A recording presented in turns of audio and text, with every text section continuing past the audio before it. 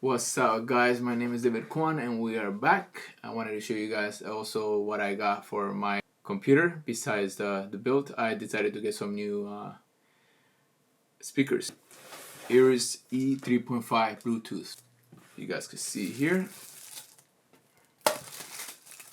This is small as are. I think the pretty good size for my desk.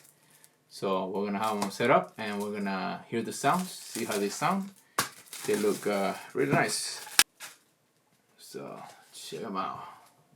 They look gorgeous. So we're gonna try this and we're gonna see how the sounds are. These are also on a budget and good for a small room. So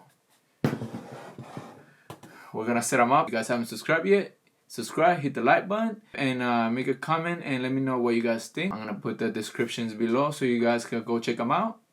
And let me know if you guys like them or if you guys used them before. I know there's a lot of people out there and they recommended this one. They're saying they're really good for what they are for the price. So since I'm on a budget, then I decided to get them. Everything I have, it's on a budget. Let's keep it going and going. Let's do this.